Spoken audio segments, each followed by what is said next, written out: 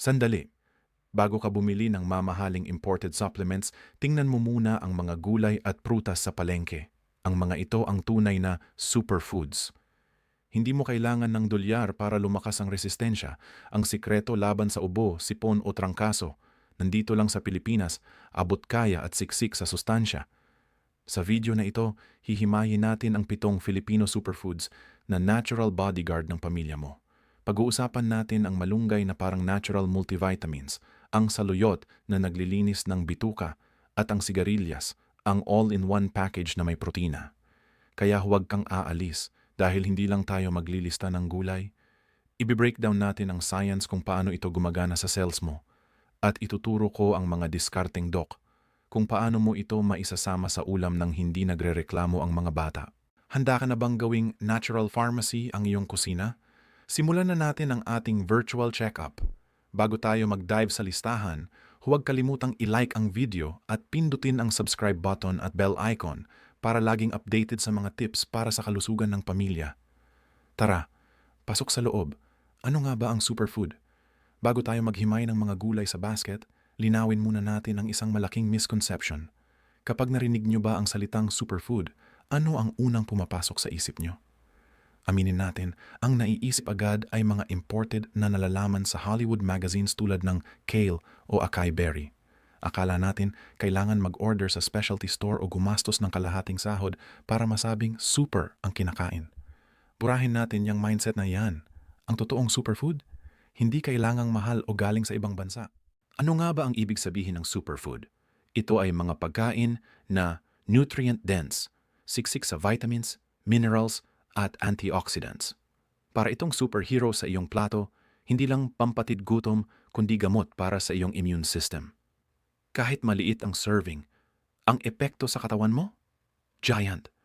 Parang si malunggay, isang dakot lang, pero ang vitamin C, A at calcium nito ay parang uminom ka na ng multivitamins. Ang Pilipinas ay goldmine ng superfoods. Nasa palengke lang natin ito, nasa bakuran, at minsan, baka nga pinitas lang ng kapitbahay mo sa likod bahay nila. Ang tawag ko rito ay the Filipino advantage. Abot kaya, masarap, at hiyang sa katawan nating mga Pinoy. Bakit tayo magtitiyaga sa tableta kung ang kalikasan mismo ang nag-abot ng natural pharmacy sa anyo ng masasarap na gulay? Practical ito, lalo na't mahalaga ang bawat piso. Pero ang kalusugan ay hindi dapat mapabayaan. Kaya sa susunod na mga minuto, hihimayin natin ang 7 Filipino superfoods na magsisilbing Ironman suit ng immune system mo. Mura, madaling hanapin at siguradong magugustuhan ng buong pamilya. Kung nagustuhan mo ang video, i-type ang isa at ilagay mo na rin kung saan ka nanonood. Pinahahalagahan namin ang aming tigapanood maging saan man kayo. At sisimulan natin sa tinatawag nating The Miracle Tree, ang pambato ng bawat kusinang Pinoy. Superfood number 1, malunggay. Ang miracle tree sa bakuran mo. Simulan natin ang ating listahan sa tinaguriang King of Pinoy Vegetables, ang malunggay. Bilib ako sa tanim na ito dahil hindi siya pihikan, tumutubo kahit sa tabi ng kalsada o sa bakanting lote. Sa science, ang tawag dito ay Moringa oleifera, pero sa buong mundo, kilala bilang the miracle tree. Bakit miracle? Kasi halos lahat ng parte nito, mula sa dahon, bunga hanggang buto, ay punong-puno ng sustansya na akala mo ay sa mamahaling tableta lang makukuha. Heto ang real talk. Ano nga ba ang laman ng malunggay na nagpapatibay sa atin? Vitamin C at A, hindi lang ito pampalinaw ng mata. Ito ang first line of defense natin laban sa impeksyon, parang shield na humaharang sa virus. Calcium at iron, para sa matibay na buto at masiglang dugo. Kung laging matamlay o maputla, baka malunggay lang ang kulang sa'yo. Protein. Opo, tama ang narinig nyo. Kahit gulay siya, may protina ang malunggay. Kaya kung nagtitipid ka sa karne, huwag mag-alala. Malunggay ang sasagot sa'yo. Isipin nyo na lang, imbes na uminom ka ng 3 o 4 na klaseng vitamins, magmalunggay ka na lang. Parang multivitamins na tumutubo sa bakuran, libre na, fresh pa. Tanong, paano nito nilalabanan ang sakit? Ayon sa mga pag-aaral, ang malunggay ay tumutulong sa paggawa ng antibodies na parang sundalo na may hawak na litrato ng virus. Kapag nakita nila ang kalaban, alam na nila kung paano ito tatalunin. Hindi lang yan, pinapalakas din nito ang iyong mga immune cells para mas mabilis at mas matalino sa pag-detect ng infection. Tactical ang immunity mo dahil sa malunggay. Ngayon, paano natin ito isasama sa buhay natin? Huwag lang basta itabi sa plato, kainin natin. Una, ang classic tinola. Huwag tipirin ang malunggay sa tinola o sa ginisang monggo. Yan ang ultimate comfort food na may kasamang proteksyon. Ikalawa, the green smoothie. Para sa mga bata o pati na rin sa mga batang isip na ayaw ng gulay, i-blend ang malunggay kasama ang saging o mangga. Hindi nila malalas ang gulay, pero kuha nila ang sustansya. Ikatlo, malunggay. Tia. Patuyuin ang dahon, lagyan ng mainit na tubig at konting honey. Perfect na pampakalma at pampalakas ng energy sa hapon. At tandaan nyo, ang malunggay ay hindi lang para sa mga lolo't lola.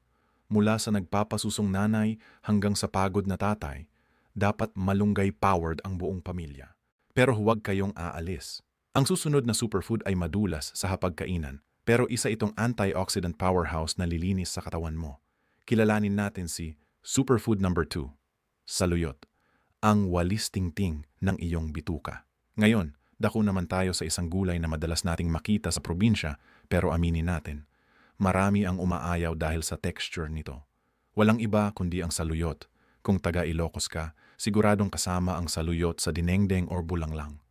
Pero alam nyo ba na ang madulas na gulay na ito ay isa sa mga pinakamalakas na antioxidant powerhouses? Ito ay siksik sa secret weapons na kailangan ng immune system mo para manatiling alerto laban sa sakit. Ano ba talaga ang sikreto sa loob ng bawat dahon ng saluyot? Bakit ba namin ito nire-rekomenda bilang mga doktor? Vitamin E at C, hindi lang ito para sa ganda ng balat. Ang kombinasyong ito ay parang double shield na nagbibigay ng proteksyon sa iyong mga cells para hindi sila madaling masira o ma-infect. Fiber, ang bida sa bituka. Heto, ang pinaka-importante. Ang saluyot ay punong-puno ng fiber. Isipin mo ito, parang walis tingting ang saluyot na naglilinis ng lahat ng dumi at toxins sa iyong bituka. Antioxidants. Ito naman ang mga snipers na lumalaban sa free radicals, yung mga masasamang elemento na sumisira sa ating katawan at nagpapabilis ng pagtanda. Bakit ko binibigyang diin ang paglilinis ng bituka? Ang 70% hanggang 80% ng iyong immune system ay nasa iyong tiyan. Kapag barado ang bituka, hihina ang depensa mo. Ang saluyot ay nagpapaganda ng iyong gut health at tumutulong maging combat-ready ang immune cells. Kapag malinis ang headquarters man tiyan, mas mabilis makapag-deploy ng sundalo ang katawan. Huwag kayong matakot sa dulas dahil doon nandoon ang sustansya. Narito ang ilang praktikal na paraan para isama ang saluyot sa hapagkainan. Classic dinengdeng o ginisang gulay. Isama ang saluyot sa labong, sitaw o kalabasa. Ang dulas nito ang magsisilbing natural na sauce na punong-puno ng bitamina. Side dish with a twist.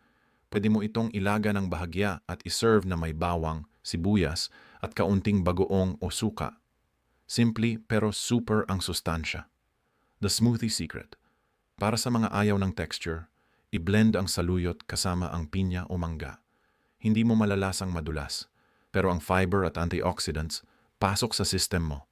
At higit sa lahat, ang saluyot ay mura at madaling hanapin sa palengke. Perfect ito para sa pamilyang gustong maging healthy nang hindi butas ang bulsa. Pero teka, huwag kayong bibitaw. Ang susunod na superfood ay may kakaibang itsura, may pakpak. Pero huwag kayong kukurap dahil ito ang all-in-one protein package ng kalikasan.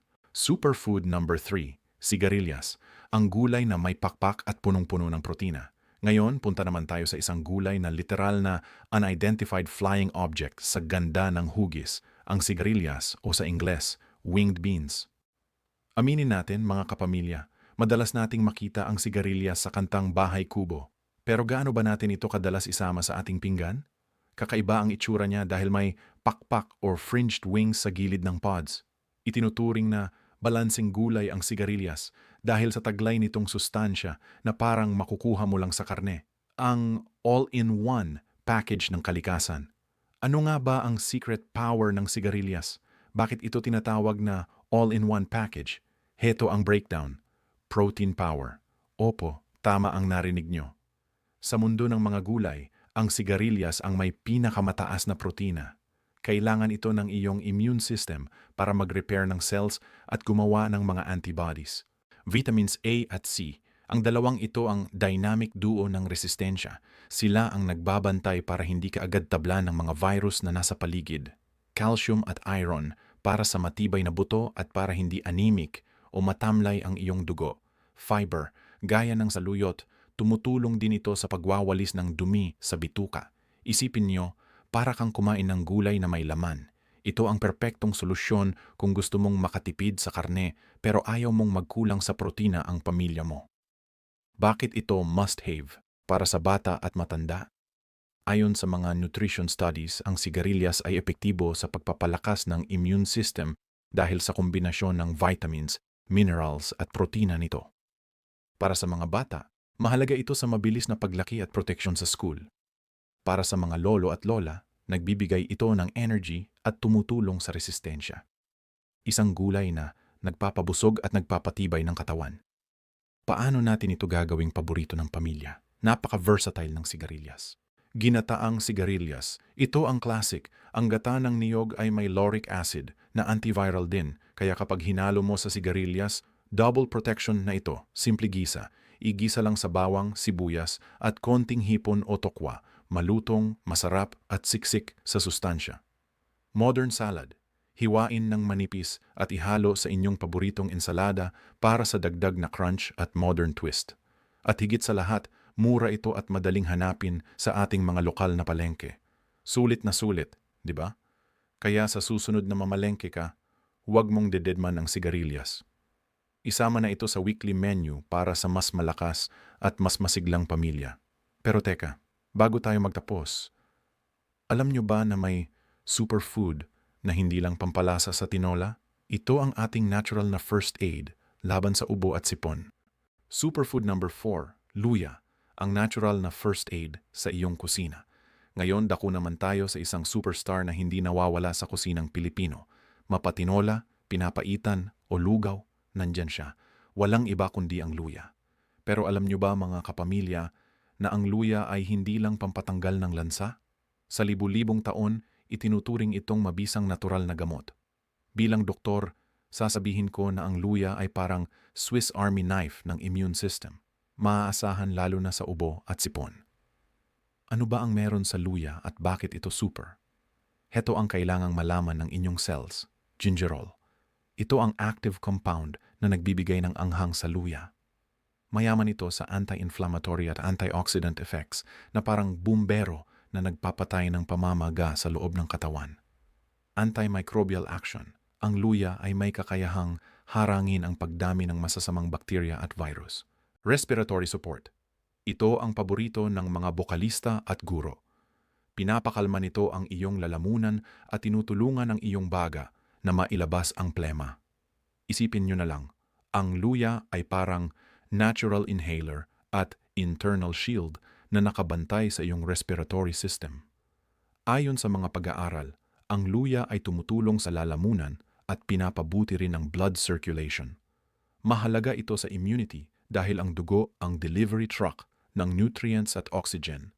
Kapag maayos ang daloy ng dugo, mas mabilis makararating ang mga bitamina at sundalo ng immune system sa cells. Mas mabilis ang delivery, mas mabilis ang recovery. Paano natin masusulit ang luya nang hindi tayo nauumay? Ito ang aking mga doc tips. The ultimate sa labat. Huwag basta pakuluan. Pitpitin ang luya para lumabas ang katas. Pakuluan ng 10 hanggang 15 minutos at haluan ng konting honey at calamansi. Perfect ito sa malamig na gabi o kapag nararamdaman mong makati na ang lalamunan mo. Flavor booster. Sa susunod na magsaing o magisa, lagyan ng manipis na hiwa ng luya. Ang bango na, healthy pa. Ginger smoothie. Para sa modern twist, lagyan ng maliit na piraso ng luya ang iyong fruit smoothie. Ang anghang nito ay magbibigay ng kakaibang kick at energy boost. Mura lang ang luya, madaling hanapin sa palengke, at pwedeng itanim sa maliit na paso. Kaya sa susunod na makaramdam ka ng panghihina, magsalabat muna. Gawin nating habit ang paggamit ng luya para sa mas matibay na proteksyon. Pero teka, ang susunod nating superfood ay kulay kahel, matamis, at parang flashlight na magbibigay ng linaw sa iyong immune system. Superfood number 5, kalabasa, ang flashlight ng iyong immune system. Ngayon, punta tayo sa gulay na kulay kahel, matamis at paborito ng mga bata, ang kalabasa. Sino ba naman ang hindi mapapa-extra rice sa gata nito? Pero alam nyo ba, mga kapamilya, na ang kalabasa ay hindi lang pampalinaw ng mata?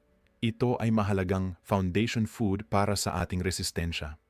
Kung ang immune system mo ay isang army, ang kalabasa ang nagbibigay ng night vision para makita ang mga virus.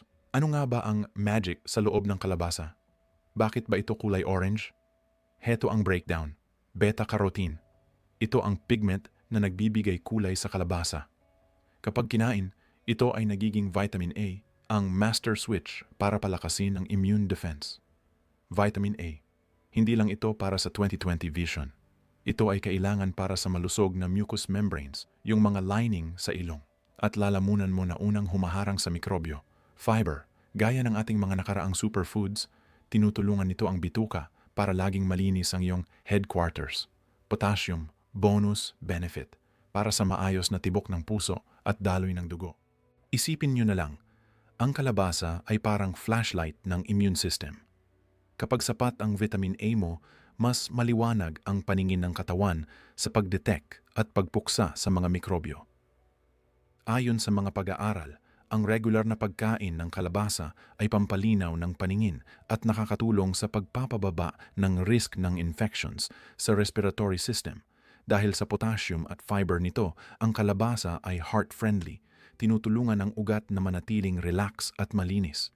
Kaya kung gusto mong protektado ang iyong paningin, puso at resistensya, isang gulay lang ang kailangan. Paano natin gagawing super ang ating pagkain gamit ang kalabasa? Napakadaming paraan, ginataang kalabasa at sitaw ang classic na lutong bahay. Dahil ang vitamin A ay fat-soluble, mas mabilis itong maa-absorb ng katawan mo kapag may gata o konting mantika. Creamy pumpkin soup. I-blend ang nilagang kalabasa para sa isang modern twist o para sa mga batang ayaw ng buong gulay. Gawin itong sopas na may gatas. Siguradong simot ang mangkok. Sa tinola o nilaga, huwag lang puro papaya o sayote.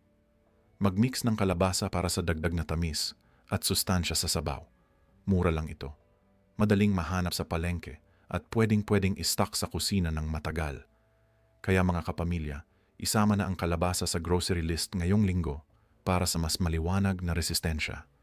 Pero huwag kayong aalis dahil ang susunod nating superfood ay hindi gulay, kundi isang prutas na bitbit ng mga atleta. Ito ang ating natural na energy bar para sa puso at resistensya. Superfood number 6. Saging, ang natural energy bar ng Pilipinas. Ngayon, dako naman tayo sa prutas na itinuturing na pambansang merienda. Mapalatundan, lakatan o saba.